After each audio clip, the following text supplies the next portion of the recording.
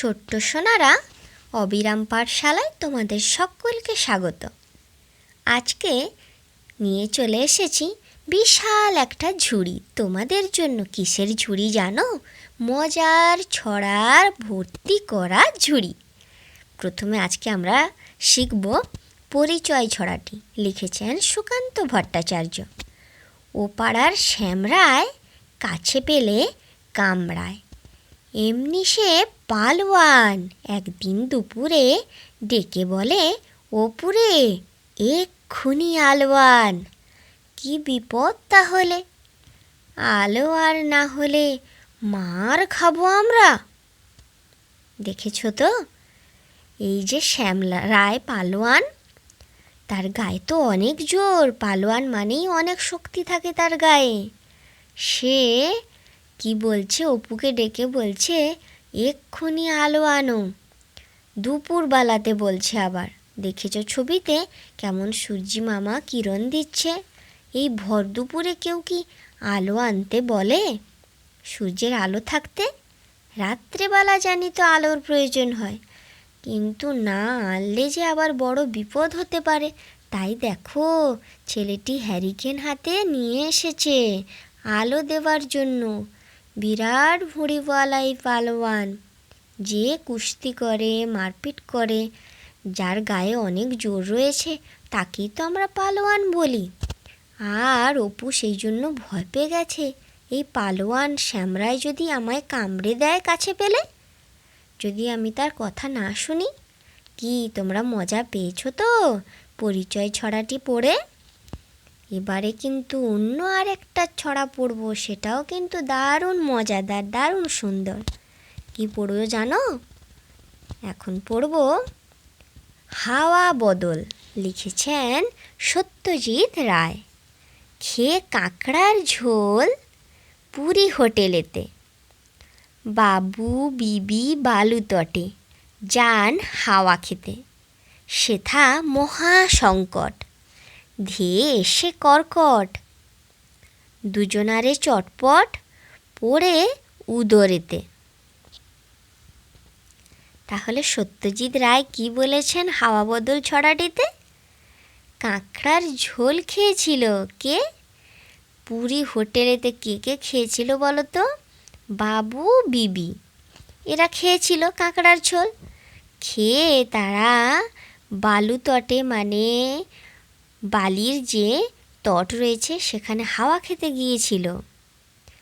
কেমন মজার ছড়া! এরপরে রাত দুপুরে পড়ব শঙ্খ ঘোষের লেখা। সেদিন যখন রাত দুপুরে শুনছিলে পান গান বিষ্ণুপুরী, কেউ কি তোমার হাতটি ভরে দেয়নি তুলে পান সুপুরি?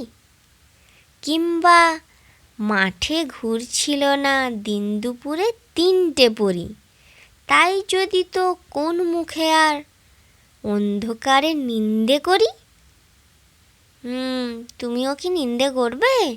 পান সুপুরি দুহাত ভরে কেমন ছড়িয়ে দিচ্ছে এই তিন পরি। গান শুনেছিল বিষ্ণুপুরীর গান রাত দুপুরে। কি অবস্থা! রাত দুপুরে এরকম তুমিও গান শোনো নাকি? পরীদের গান শুনতে পাও? আমি তো বাপু পাই না। কি ছোট্ট সোনারা, তোমরা পাও নাকি? যারা দুষ্টু হয় তারা পায় না, আর যারা শান্ত হয়, কথা শোনে, তারা স্বপ্নে পরীদেরকে দেখতে পায়। এরপরে আমরা পড়ব চিনাং নদী, শক্তি চট্টোপাধ্যায়ের।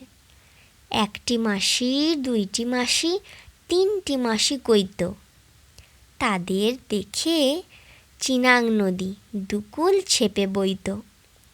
বইতো বলেই রইতো কি আর তাদের দেশের মধ্যে? থাকলে আমি বসিয়ে দিতুম রুল টানা এই পদ্যে। আমার বেশ ভালো লেগেছে পড়াতে তোমাদেরকে এই ছড়াটি।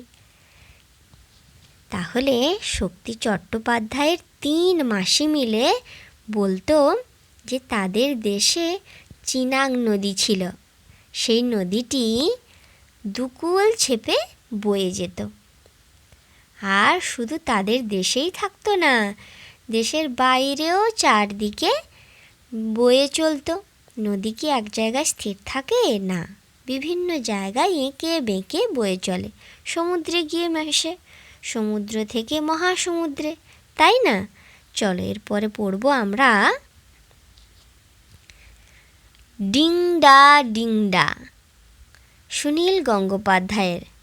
ডিংডা ডিংডা ডিং ডাং, পুপুল যাবে কার শিয়াং, কু ঝিক ঝিক ছোট্ট গাড়ি, সাহেব মেমের মামার বাড়ি। ডিংডা ডিডাং ডিং ডাং, পুপুল যাবে দার্জিলিং, শীতে হু হু গা হিম হিম, পাহাড় চূড়োয় আইসক্রিম। তাহলে কার্শিয়াং যাবে বলছে কু ঝিক ঝিক করে রেলগাড়ি চড়ে সাহেব মেমের মামার বাড়িতে। তারপরে আবার পুপুল কোথায় যাবে?